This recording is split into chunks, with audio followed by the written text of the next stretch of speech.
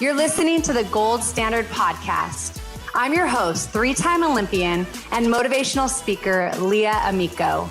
On this show, we're going to dig deep to unlock what it actually takes to build a foundation for greatness. If you're an ambitious person with big vision, but you feel like fear is holding you back, get ready for some major breakthroughs. Let's dive in. Hey everyone, welcome back to the Gold Standard Podcast. Today I have a friend from the NFL. He was a 2009 inductee into the Kansas City Chiefs Hall of Fame, known for being the most accurate kicker in the NFL, and played for 18 years in the NFL, 7-time All-Pro athlete, Nick Lowery. Welcome to the Gold Standard Podcast.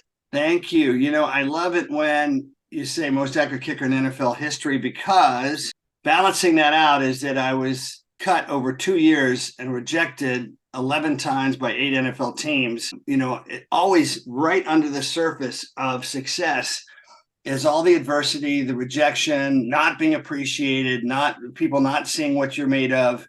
I know that you probably have a couple stories about that. And of course, we were just talking about you coaching the Israeli, a coach wants to bring out the best in his or her players, and, they need hard criticism balanced with building their confidence. And, I just know I would never have been the same kicker if it wasn't through the process of the rejection, digging deeper, and then suddenly I'm able to beat out the greatest kicker in the history of the game, Jan Stenerud, who became the first kicker in the NFL, the pure kicker in the NFL Hall of Fame, and broke every single one of his records.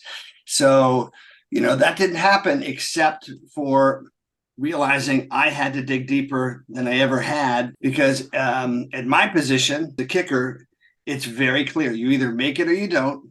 You either get it done or you don't. And so you have to learn to take responsibility and get ready for the next one and just keep getting better no matter what. Wow, that is a powerful message. I mean, we could end right here. We just started the podcast, but that could be it, because I really think that the people who go on to do the greatest things, they use adversity to their advantage. They find a way, and I think champions rise up and they're made in the challenges. It's in the daily grind and the heartache and that mental challenge. It was physical. You had to figure it out, but there was a whole lot of mental stuff taking place. And in order for you to be strong, like you're talking about, because when you're kicking, I mean, tell me a little bit about the pressure. I always think, football, there's all these guys. Yeah, the quarterback, they have the ball and people are trying to protect him. And then he's got to make his passes. But when you're kicking, it's kind of like all eyes on you. So what kind of mentality do you have to have? Yeah, I was a pitcher at Dartmouth College, and I was, a pitcher in high school. I love the similarity of being on an island. The difference, though, it's sort of like you're a relief pitcher and you come in and it's a 3-2 count and you got one pitch. And if it's a ball, you walk the guy or you've given up a base hit, you have to get it done with one pitch. And frankly, they can foul it off. So you might get more than one pitch as a relief pitcher. So as a kicker, you can't say, my best Bill Murray imitation, Mr. Referee, I wasn't feeling, quite ready for that one. Can we do it again? Or you're on the field, can you imagine a kicker going, Marty Schottenheimer, not feeling right. Can you give me a little time, please? You never know when you're going to have to make it.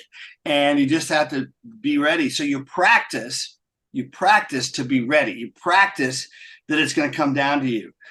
And you practice so that even if it's a 50-yard field goal in the first quarter, an extra point, or it's the last second field goal, all of those kicks matter. If you miss an extra point, it always seems to be, if you follow the NFL, always seems to be important to what happens the rest of the game.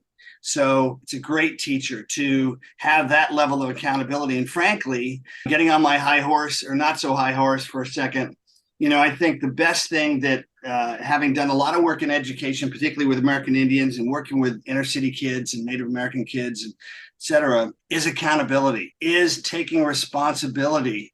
If you get a bad grade, it's not because the teacher was a jerk or whatever. What did you do?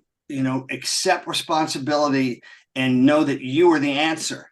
You're the answer. Most of the time, you're the answer. Yeah, we all have jerk coaches. You probably have one or two that were not your favorite, but what do you do with that? And so I'm really proud of the fact that really kicking taught me a lot about just not making excuses.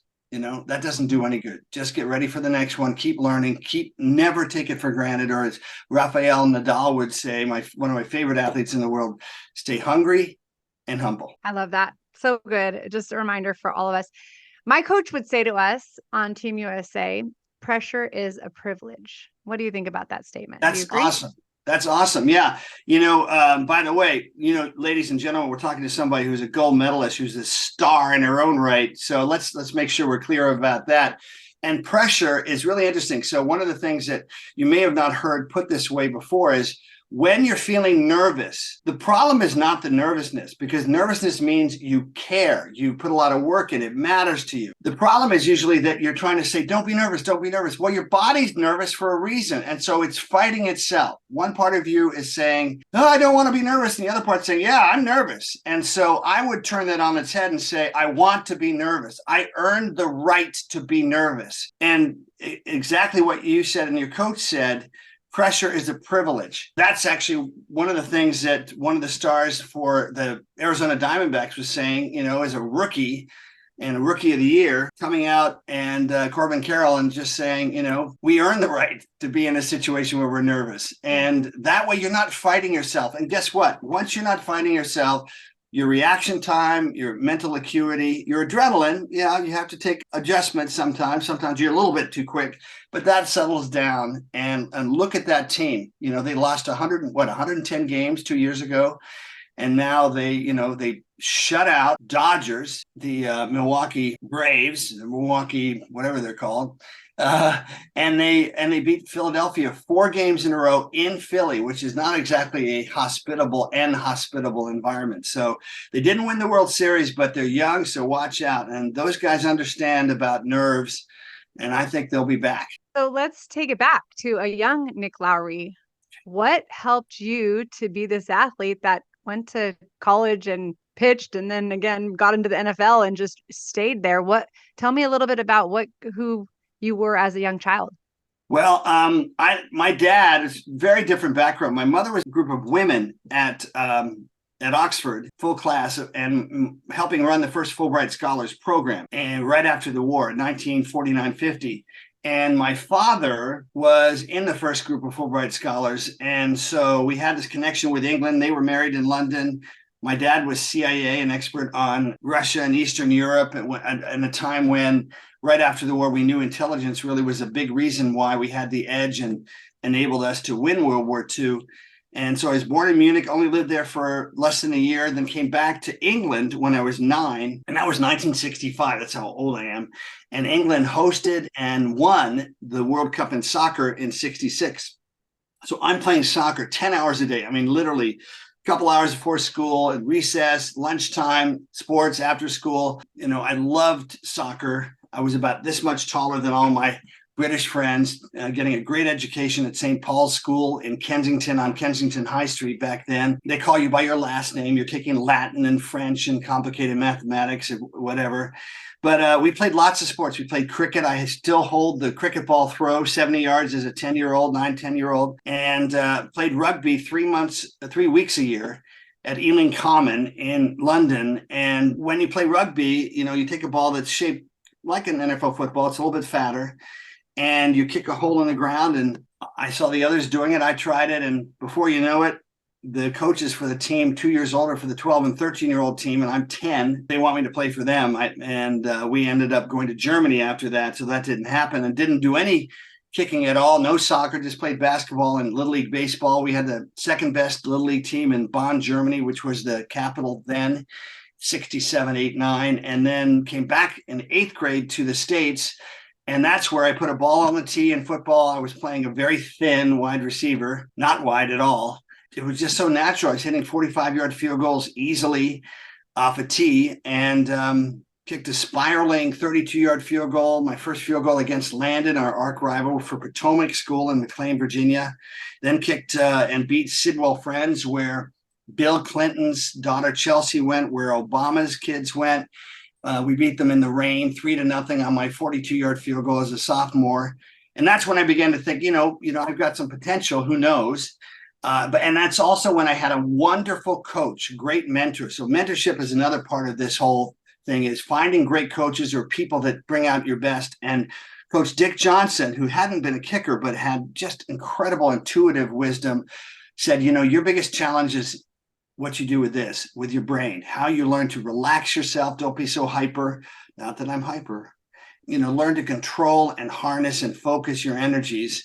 And so that was always a priority after that. And then, of course, it was about persistence, and he helped coach me through high school, kicked a 43-yard field goal in the mud and the rain with 2 seconds left in my high school career to beat Landon again, 9-7. And that became kind of a legendary kick. And you watch the video when they retired my jersey about 10 years ago. The Landon fans were running on the field because nobody makes a 43-yard field goal in the mud and the rain in high school. And they were winning the league championship. So they run on the field when I kick it again. There's no way I'm going to make it. Then about 5 seconds later, all our fans run on the field and they're all jumping on me.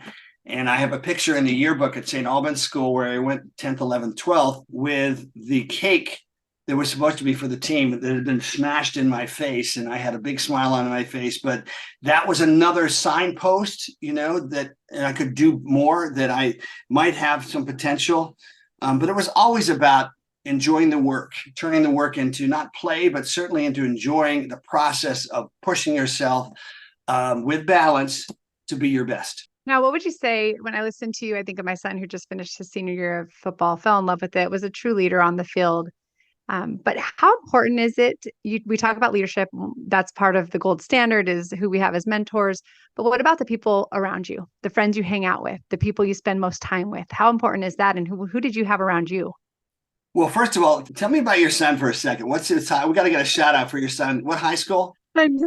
Drew, he went to Ayala High School, or he goes to Ayala High School, and he was playing safety and wide receiver. And Wow. really, the thing I'm most proud about is just the leadership that he displayed this year. Yeah. His coach came up and just said to me, he's the field general on the field. I hope my kid grows up to be like him. Like, Yeah. I love how he plays. And so, Yeah. not the fastest, not the strongest, but definitely so much heart. Yeah.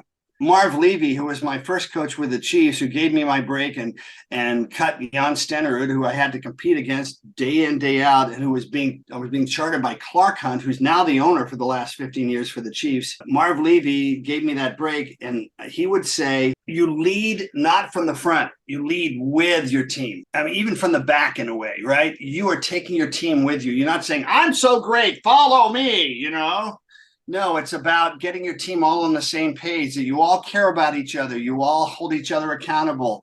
You all care about each other, which means empathy. A group empathy is a really powerful thing. I just spoke to an Iowa football team that was taking on the defending state champion. When you can get the guys to realize that it doesn't matter what the other team's doing, you guys, it's all about focus and passion for, 60 minutes, as they call it. It's really, by the way, more like 7 minutes.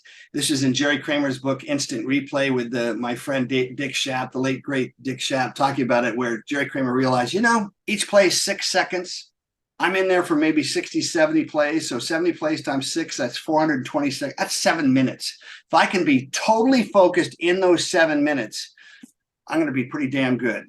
Helping today's kids, especially with focus, makes a difference. But your son and leadership itself, I love the analogy of the field goal, because I will get on the stage. I just did a leadership program for the Scottsdale Police Department a month ago. And I had people line up and say, that's your offensive line. That's your family. You don't really choose them so much.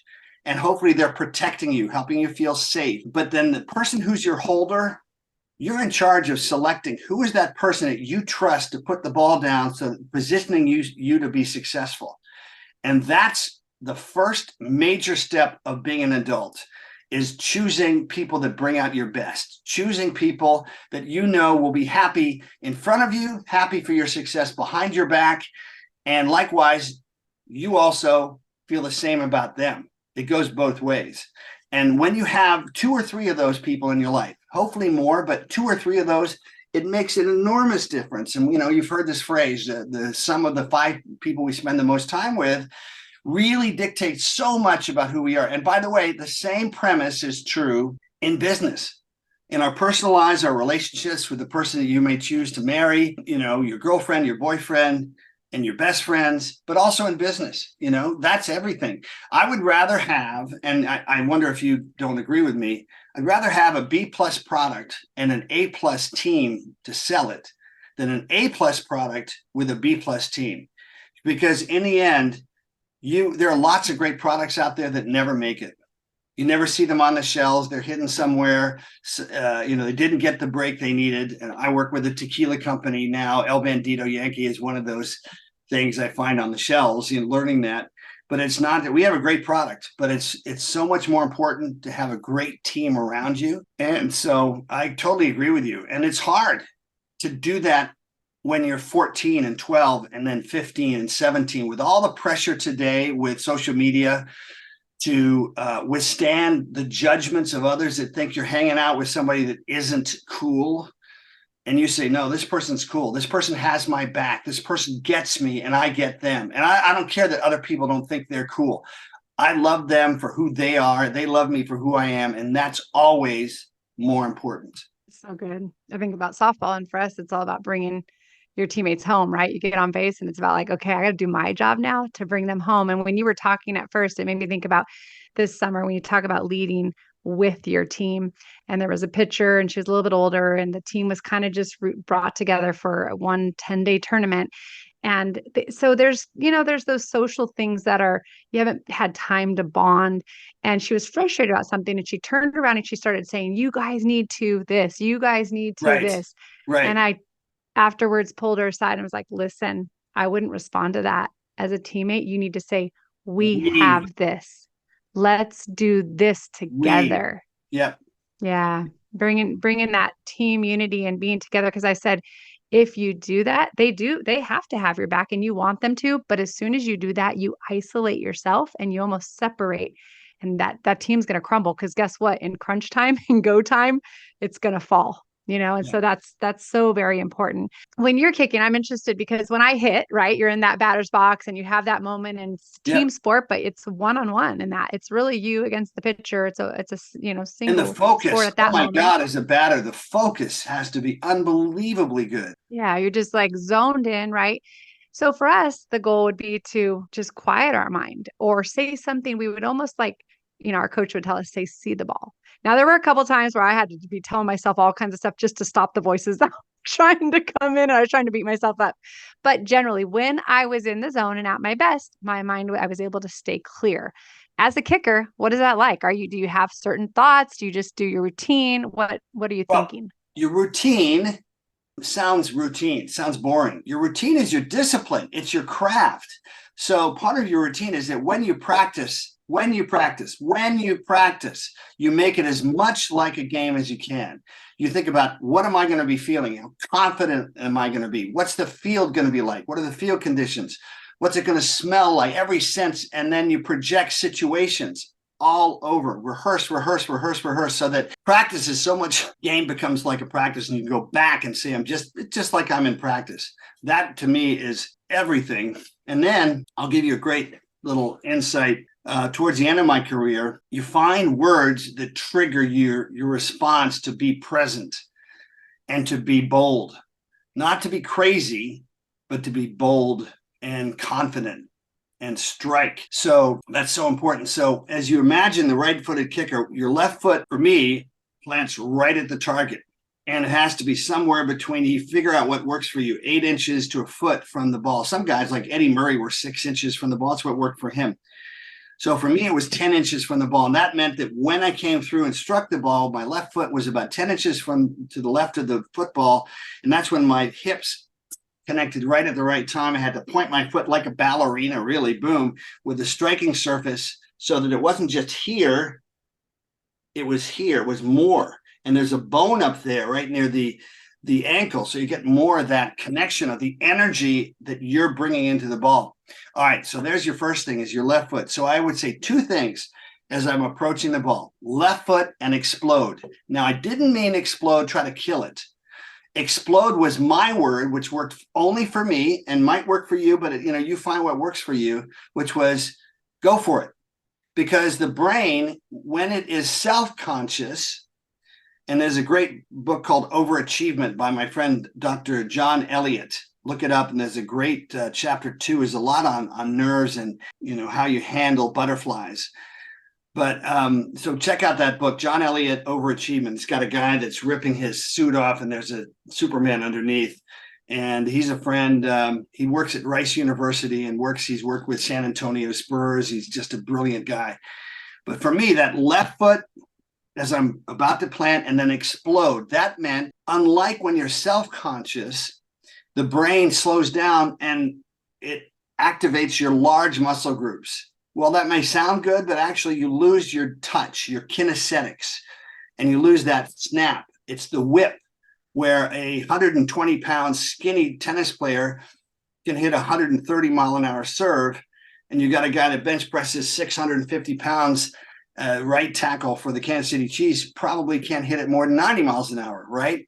Because you explosion of all those synapses in the brain. So that's what it did for me. Was same thing when you're throwing as a pitcher, you're letting it go. If you're trying to be too perfect, the analogy is the coach says, whatever you do, don't throw in the outside corner. Your brain is going, I got to consciously not throw the outside corner, as opposed to letting it go, which is the difference between trying to be perfect and just trusting your training. So if your training's been good and you've made it like a game, then you can trust it. And so left foot and explode was awesome. Let me give you a little bit more science to it as well. When you attack the ball, when you trust your speed and your rotation with your hips as you're swinging to hit that home run in softball or whatever sport it is, when you trust it, imagine as a kicker, I had the most 50-yarders in NFL history when I played. I still own, thank you, the longest field goal ever in the history of the NFL in the first quarter. 40 years later, 58-yarder, just inside 59 yards in RFK Stadium against the world champion defending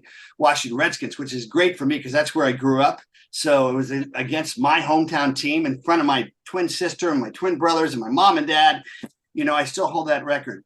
But that power I had meant that my football would normally, if I attacked the ball and hit it well, wouldn't slow down until about 40 yards. So imagine you're kicking a 50-yard field goal and it's really windy.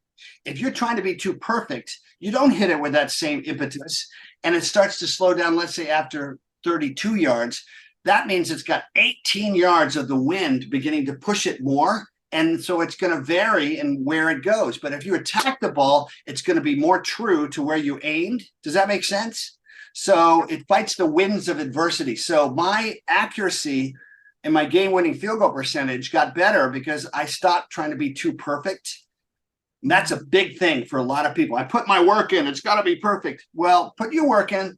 As Marv Levy would also say, practice doesn't make perfect. Perfect practice makes perfect. And perfect practice isn't just the conscious part of it. It's making it like a game.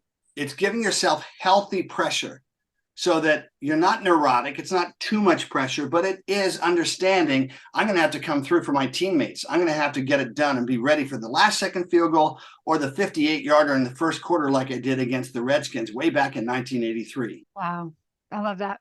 You have that record still. And to me, listening, it came down to preparation. And that's something we did as well. We practiced, and our coach would try to say that we want to practice fast so the game seems like it slows down, whereas a lot of people practice slow, just routine. Here we go, do this drill. And you get in the game and it's super fast. And all of a sudden you're like, how do I react to it? Right. So you do want that added pressure. I was working with a team one time and I remember we were throwing down and we're doing some, little relays. And then I said, okay, now they were like 12, but I said, now we're going to do a race and we're going to see which line can finish first. And I'm telling you, not one ball was thrown. Like literally the balls just started flying everywhere. I said, okay, as soon as I made it a challenge, I said, how many of you said to yourself, don't make a bad throw?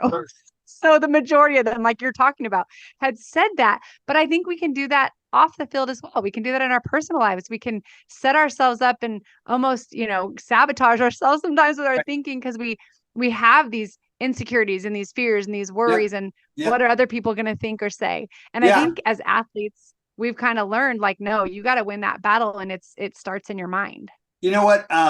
Travis Kelce is one of my favorite guys, right? And when I watched him on Saturday Night Live, I mean, he's a fish out of water. It's not football. He's Saturday Night Live. He's not a comedian, but he was so confident and so comfortable in his own shoes.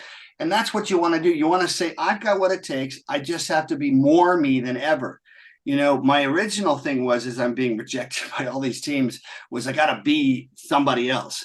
And really, a lot of that, putting yourself in the position to fail a lot, makes you, I think, begin to return to being reminded, my favorite word, refresh the mind, reminded more and more of what is authentic to myself and just being myself. And Travis has that natural trust for himself. And that's why he's the first tight end to have 7 years in a row of 1,000 yards, right? He just broke the Chiefs all-time record, Tony Gonzalez record, Hall of Famer, but also his personality, right? He's helped integrate his off-the-field personality with his game personality. Not everybody does that. There's a lot of lessons to learn when you see people like that are doing so well and at the top of their game. And then, like you said, you're able to transition. Now, let's talk about that for a minute. For you, once you were done and you retired, how hard was that? Was your identity found in who you were as an athlete? Was it a hard or an easy transition? Speaking of preparation, I was a legislative aide for Senator John Chafee of Rhode Island at Dartmouth College. And then again, after I was cut by the New England Patriots after a few games in 78, 300 years ago. And then I got a permanent job after all those rejections. I thought maybe it's time to, get a real job. And I got a permanent job with the Senate Commerce Committee, Senate Commerce, Science, and Transportation for Senator Bob Packwood, which is a great job on a committee because you don't lose your job if your senator loses their job. And I'm starting this job. It's paid. It's great. Everybody else was an attorney, pretty much. I probably would have been going to law school in a year or so.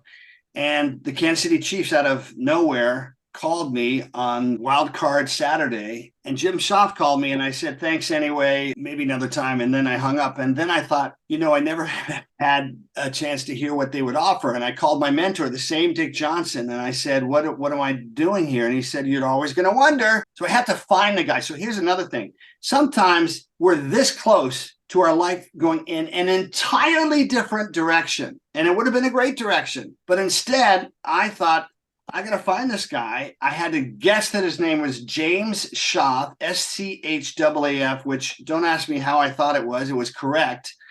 Called information. There was no internet. There was no Google. There were two James Schaafs. First one he wasn't at. And then I called the information again and said, is there a hospital? He just had back surgery. Is he near there? And, and she said, I can't do, try this number. He wasn't there. I said, wait a minute. He had back surgery. Where would he be? 1 hour after the stranger, Jim Schaaf, called me from the Kansas City Chiefs, I found him in his hospital bed, Kansas City at Research Hospital. And it blew him away. He didn't believe it was me for a second. And we talked for an hour. A week later, they flew me into a snowy Kansas City, gave me a physical, and Marv Levy gave me a $2,500 bonus, number one, which I'd never had before, which is tiny for today's standards, but that was a sign. And then they also said, instead of bringing me in training camp in late July, they were going to bring me in 3 months earlier at the beginning of May. And I thought, I think I'm going to try one more time. Oh, by the way, you're going to be competing every day where they're charting you how quickly you're getting it off, not just how far it is and whether you're making it, against John Stennerud, who is my idol. Imagine if I'm a pitcher and I got to go against, Bob Gibson or Sandy Koufax or, one of the great pitchers today, like Scherzinger or whatever. So, but I just thought it was worth it. So I worked in Washington, January, February, March, April, and then May 1st with the silver Volkswagen Scirocco that I bought with that little bonus. I drove out on I-70 all the way out to Arrowhead Stadium, and I trained for a month with these guys, got a little bit less intimidated. Then I go to training camp in late July. It averaged 107 degrees at William Jewell College. I had to outkick that guy every day at everything. That was my determination. I'm going to have to outkick this living legend who was the last player from the Super Bowl team of 1970, and I'll have to outkick him at everything every day. So Clark Hunt, who's now their owner, the son of Lamar Hunt, whose name is on the trophy for the AFC Championship, truly one of the great legends in sports in anything, and one of the nicest people ever. Clark Hunt's charting me, and after 4 weeks, he tells his dad, Dad, I think Nick Lowery's going to beat out Jan Stennerud.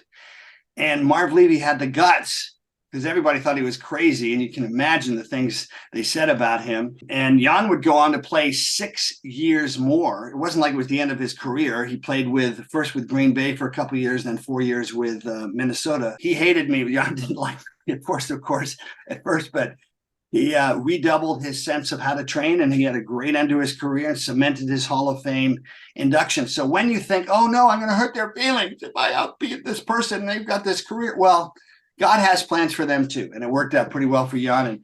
And I will say, here's an interesting thing. Later, probably 10 years later, actually 14 years later, Jan and I were on an NFL cruise on Norwegian Cruise Lines.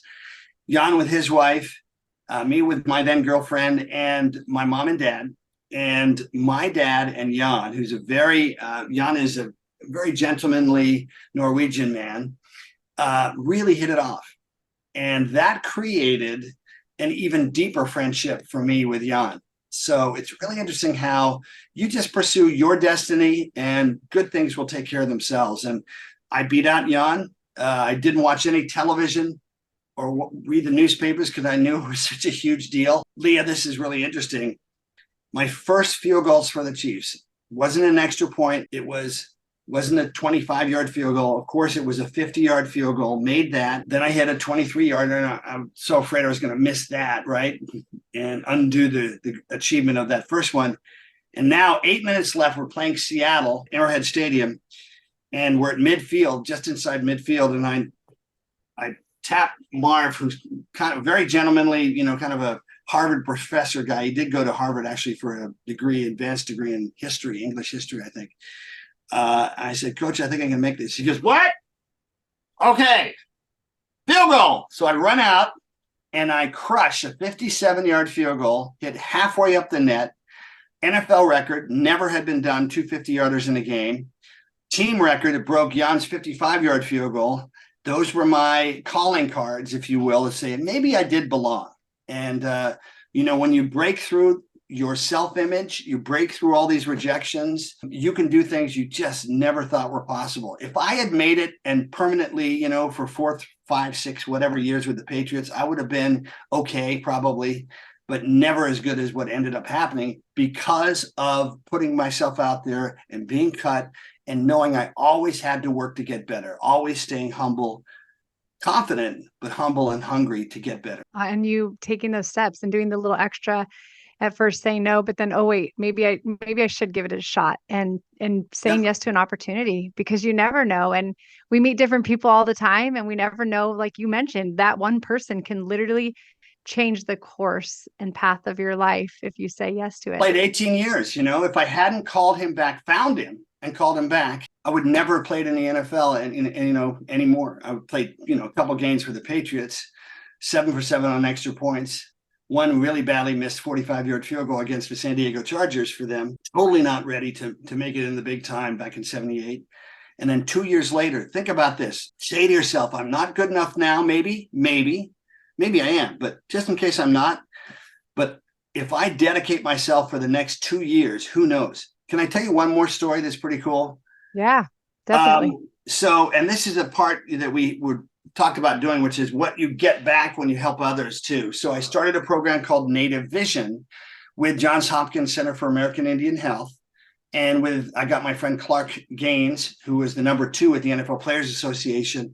And we started this sports and life skills program called Native Vision. I was doing work in philanthropy with athletes, with Jackie Joyner Kersey, arguably the greatest woman athlete ever. And she has a Boys and Girls Club named after her in East St. Louis, which is a very poor area in the country, very much, a challenged area. And she said, I'm going to give back to my community. And I said, hey, could you come join us at Native Vision, which was now in its, let's say, 3rd year. She said, I can't make it. Bobby Kersey, her husband, has trained a lot of great athletes. She said, but there's this young person, Joanna Hayes, who is a former NCAA champion, hasn't run for 2 years, but she's really cool. And so she came out. So here's a really cool thing. Speaking of 2 years, we're on the White Mountain Apache Reservation. We had a video narrated by the great Robert Redford. And there's shots of this woman, this light-skinned African-American woman with sunglasses and a muscle shirt. She's coaching these Navajo and Apache kids in track. On the way back from that native vision, she's sitting next to me and she goes, I was telling these girls, 14, 15, 16, to not give up on their dreams. And one of the Apache girls said, what was your dream? And she said, that really caught me because my dream was always to win an Olympic gold medal. So the next day we're at my house because a lot of the athletes were NBA players, and here's a future Olympic athlete, and others were at my house. And she said, I'm going to do it. I'm going to rededicate myself. So I didn't hear from her for about 6 months, and she called me and just said, I'm training. So now another year later, I'm watching the Athens, Greece Olympics, and it's the final of the 100 hurdles. And there's the Canadian favorite. Next to her is the American, and next to her is the Russian. And they burst out of the blocks, and the Canadian actually hits the fourth hurdle, and so she slows down, loses the lead. And then it's just the American and the Russian, the American and the Russian, the American and the Russian. The Russian slightly hits a hurdle about the eighth hurdle. The American just keeps gliding across, incredibly machine-like but graceful, bursts through to win, looks as she's bursting through, and it flashes OR Olympic record. I think it was 12.38, collapses on the track, exultant, takes off her sunglasses, and guess who it was? Joanna Hayes. And I have a track shoe that she gave me from that. So you never know. In 2 years, she went from never thinking she'd run again to Olympic champion. And it came from a 14-year-old White Mountain Apache girl saying, good stuff out there. Lots of good stuff out there. We got to keep digging it up and unearthing inspiration and opportunities to help others get better. And in so doing, the gifts we get are pretty awesome. I agree. You want to help others, and you want to be your best, and you want to show how it's done, but then you also want to help people to be their best. And that is such a good story because it's true. Just even someone's belief in you can change your life. Planting a seed of, hey, there are these dreams out there, or asking questions. That's what happened. Somebody asked her a question and she really took it to heart. And I think it's important to ask ourselves those questions. What do I want in my future?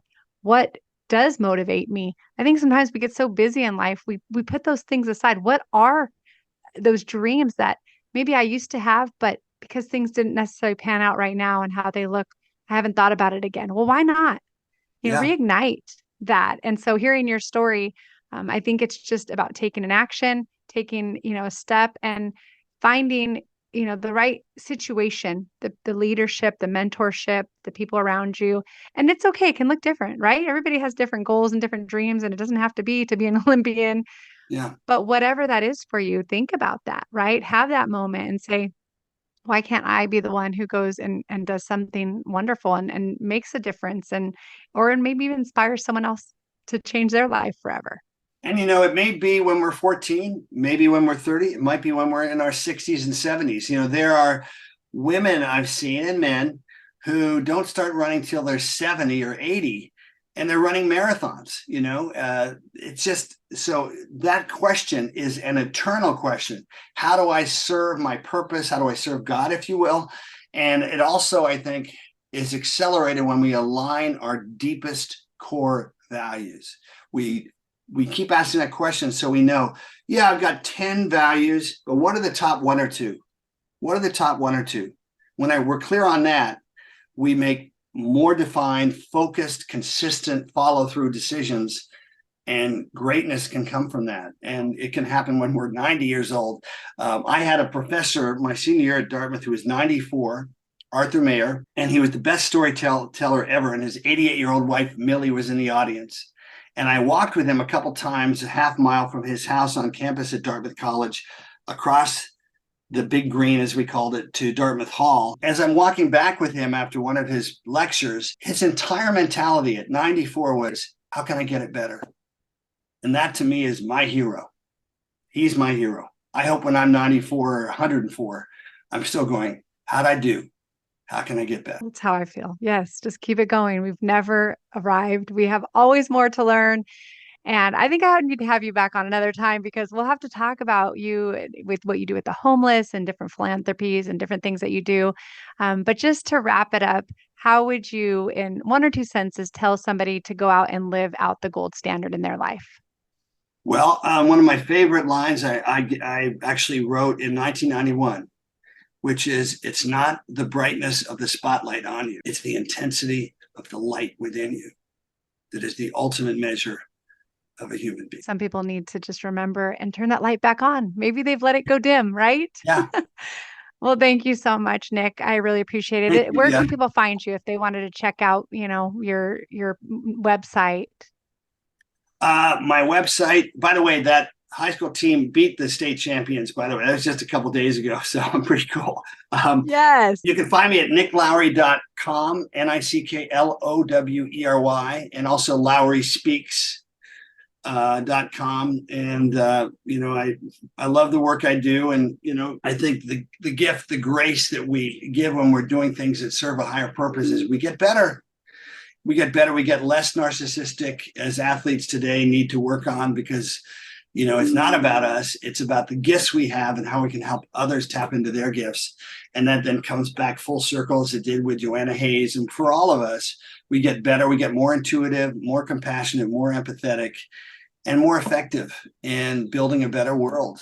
So well, thank you. Thank you so much for sharing your story today. And I hope that you all have been inspired by Nick and his story, and not only what he accomplished on the field, because it is phenomenal, but ultimately he exemplifies the gold standard. It's how he does everything. And that's what it's about. You don't have to have a certain level of talent. You have to have the heart and the willpower to go make a difference. And so just wanted to encourage all of you to live out the gold standard in all you do. And we'll see you here next time. Thanks again for joining us for this episode of the Gold Standard Podcast. If you enjoyed what you heard, please share it with a friend. You can post on social media and tag @Leah20USA or use #Gold Standard Podcast. Make sure you also subscribe so you get notified each week as a new episode releases. You can subscribe, rate, and review on Apple Podcasts or wherever you listen. We appreciate your reviews as they help encourage others to listen in. Until next time, live out the gold standard and keep turning your goals into reality.